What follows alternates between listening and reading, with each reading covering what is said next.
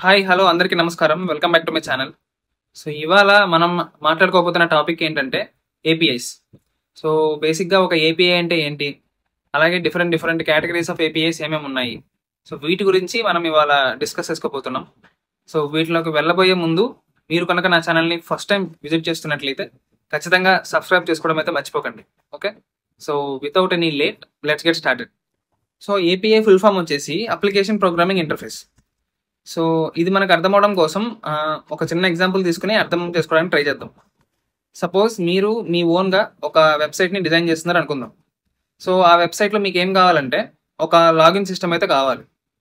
అంటే యూజర్స్ వాళ్ళ వాళ్ళ క్రెడెన్షియల్స్ యూజ్ చేసి వాళ్ళు సైన్ అప్ చేసుకోవాలి. అండ్ నెక్స్ట్ టైమ్ నుంచి వాళ్ళ వాళ్ళ క్రెడెన్షియల్స్ యూజ్ చేసి ప్రాపర్ క్రెడెన్షియల్స్ యూజ్ చేసి వాళ్ళు లాగిన్ అవ్వాలి. ఒకవేళ క్రెడెన్షియల్స్ తప్పైతే వాళ్ళు లాగిన్ అవ్వకూడదు.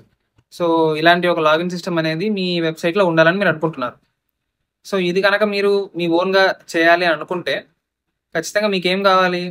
బ్యాక్ ఎండ్‌లో ఒక డేటాబేస్ అయితే కావాలి. సో, ఆ డేటాబేస్‌లో మీరు ఆ యూజర్స్‌కి సంబంధించినటువంటి క్రెడెన్షియల్స్ అన్నీ కూడా స్టోర్ చేసుకోవాలి.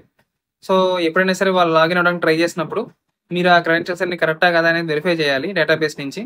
ఓకే. సో, అది కరెక్ట్ అయితే వాళ్ళని లాగిన్ అవ్వనివ్వాలి. లేకపోతే లేదు. సో, ఇది మీరు చేయాల్సిన పని. మీకు ఆ లాగిన్ సిస్టమ్ కావాలంటే. సో, కానీ ఇప్పుడు మీరిదంతా చేసే బదులు, మనకు ఆల్రెడీ ఎగ్జిస్టింగ్ లాగిన్ సిస్టమ్స్ కొన్నుంటాయి. ఓకే. బాగా పాపులర్‌గా, బాగా ఎక్కువ యూజ్ చేయబడేటువంటి లాగిన్ సిస్టమ్స్ కొన్నుంటాయి. For example Google login system తీసుకుందాం. ఓకే. గూగుల్ వాళ్ళకేంటంటే, వాళ్ళకి ఓన్‌గా ఒక లాగిన్ సిస్టమ్ అయితే ఉంది.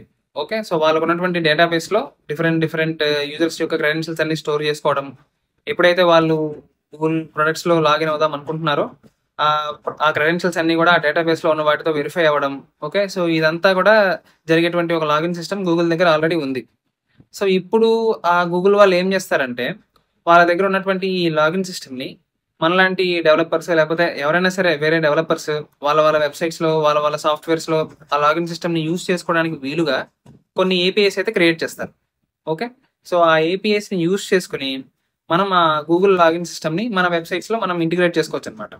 సో, ఆటోమేటిక్‌గా ఎప్పుడైతే మనం అట్లా ఇంటిగ్రేట్ చేసామో సో, యూజర్స్ ఎవరైతే మన వెబ్‌సైట్స్‌లోకొచ్చి, మన ప్రొడక్ట్స్‌లోకొచ్చి వాళ్ళ క్రెడెన్షియల్స్ ఎంటర్ చేస్తున్నారో, అవన్నీ ఆటోమేటిక్‌గా ఆ ఏపీఐ ద్వారా గూగుల్ లాగిన్ సిస్టమ్‌కి రిడైరెక్ట్ అవుతాయి.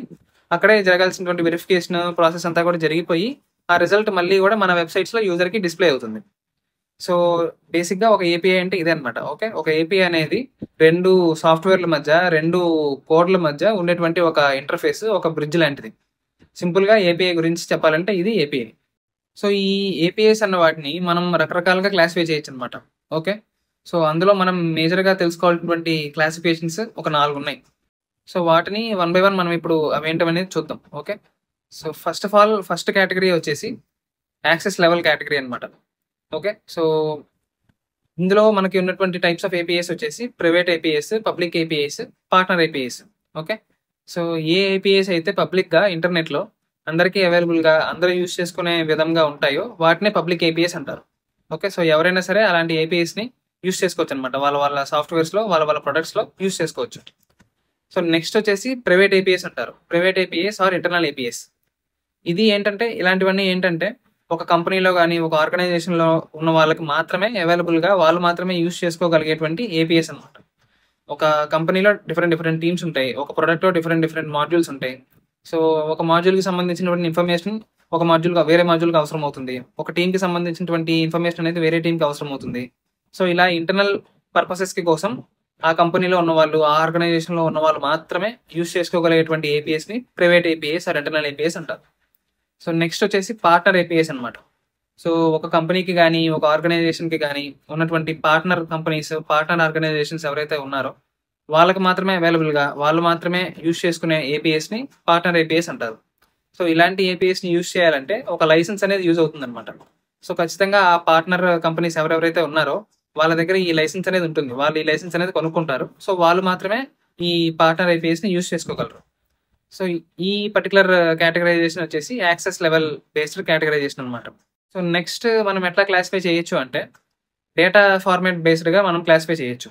అంటే ఒక ఏపీఐలో డేటా ఎక్స్‌చేంజ్ అనేది, డేటా ట్రాన్స్‌ఫర్ అనేది ఎలాంటి ఫార్మాట్‌లో జరుగుతుంది అన్న దాన్ని బేస్డ్‌గా కూడా మనం క్లాసిఫికేషన్ అనేది చేయొచ్చనమాట.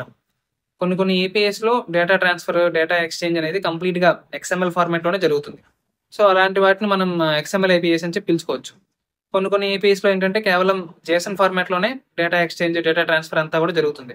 సో అలాంటి వాటిని మనం జేసన్ ఏపీఎస్ అని పిలుచుకోవచ్చు. కొన్ని ఏపీఎస్లో ఏంటి డేటా ఎక్స్చేంజ్, డేటా ట్రాన్స్ఫర్ అనేది సమ్ క్వరీ లాంగ్వేజ్లో జరుగుతుందన్నమాట. సో అలాంటి ఏపీఎస్ని మనం గ్రాఫ్ క్యూఎల్ ఏపీఎస్ నుంచి పిలుచుకోవచ్చు. సో ఇది ఆ ఏపీఐలో ఇన్వాల్వ్ అవ్వబడినటువంటి డేటా ఫార్మాట్కి సంబంధించినటువంటి కేటగరైజేషన్. మనం మూడో విధంగా ఎట్లా క్లాసిఫై చేయొచ్చు అంటే, ఒక ఏపీఐ ఎగ్జాక్ట్గా ఎలాంటి కాంపోనెంట్తో, ఎలాంటి మాడ్యూల్తో ఇంటరాక్ట్ అవుతుంది అన్న దాన్ని బేస్డ్గా కూడా మనం క్లాసిఫికేషన్ అనేది చేయొచ్చు అనమాట. సో కొన్ని ఏపీఐస్ అనేవి కేవలం డేటాబేసెస్తో మాత్రమే ఇంటరాక్ట్ అవుతాయి. ఓకే, సో అందులో డేటాబేసెస్లో ఉన్నటువంటి డేటా మీద ఆపరేషన్ పర్ఫామ్ చేయడం ఇట్లాంటి పర్పస్కి మాత్రమే యూజ్ అవుతూ ఉంటాయి. సో అలాంటి ఏపీఎస్ని మనం డేటాబేస్ ఏపీఎస్ అని పిలుచుకోవచ్చు. కొన్ని ఏపీఎస్ ఏంటి అంటే ఎగ్జాక్ట్గా కొన్ని హార్డ్వేర్ కాంపోనెంట్స్తో మాత్రమే ఇంటరాక్ట్ అవుతూ ఉంటాయి. లైక్ సమ్ ప్రింటర్స్ కానీ, లేకపోతే స్కానర్స్ కానీ, సెన్సార్స్ కానీ. సో ఇలాంటి హార్డ్వేర్ కాంపోనెంట్స్తో మాత్రమే ఇంటరాక్ట్ అయ్యే ఏపీఎస్ కొన్ని ఉంటాయి. సో అలాంటి ఏపీఎస్ని మనం హార్డ్వేర్ ఏపీఎస్ అని పిలుచుకోవచ్చు. కొన్ని ఏపీఎస్ ఏంటి అంటే కేవలం ఒక ఆపరేటింగ్ సిస్టమ్తో మాత్రమే ఇంటరాక్ట్ అయ్యే విధంగా ఉంటాయి. ఓకే, ఆ ఆపరేటింగ్ సిస్టమ్ యొక్క ఇన్ఫర్మేషన్ గురించి, లేకపోతే ఆ ఆపరేటింగ్ సిస్టంలో ఉన్నటువంటి ఫైల్ సిస్టమ్ గురించి, సో ఇలాంటి వాటికి మాత్రమే యూజ్ అయ్యే ఏపీఎస్ కొన్ని ఉంటాయి. సో వాటిని మనం ఆపరేటింగ్ సిస్టమ్ ఏపీఎస్ అని పిలుచుకోవచ్చు. సో ఇది ఎగ్జాక్ట్గా ఒక ఏపీఐ అనేది ఏ కాంపోనెంట్తో, ఎలాంటి మాడ్యూల్తో ఇంటరాక్ట్ అవ్వబోతుంది అన్న దాని బేస్డ్గా మనం చేసేటువంటి క్లాసిఫికేషన్ అనమాట. సో నెక్స్ట్ ఫోర్త్ వేలో మనం ఎట్లా కేటగరైజ్ చేయొచ్చు అంటే, ఆర్కిటెక్చరల్ బేస్డ్గా కూడా మనం కేటగరైజేషన్ చేయొచ్చు అనమాట. అంటే ఒక ఏపీఐలో ఎలాంటి ఆర్కిటెక్చర్ ఉంది, సో ఏ ఆర్కిటెక్చర్ ప్రిన్సిపల్స్ని యూజ్ చేసి ఏ ఆర్కిటెక్చర్లో ఆ ఏపీఐ అనేది డిజైన్ చేయబడింది, క్రియేట్ చేయబడింది అన్న దాని బేస్డ్గా కూడా మనం ఏపీఎస్ని క్లాసిఫై చేయొచ్చు అనమాట. కొన్ని రెస్ట్ ఆర్కిటెక్చర్ని యూజ్ చేస్తాయి, కొన్ని సోప్ ఆర్కిటెక్చర్ని యూజ్ చేస్తాయి.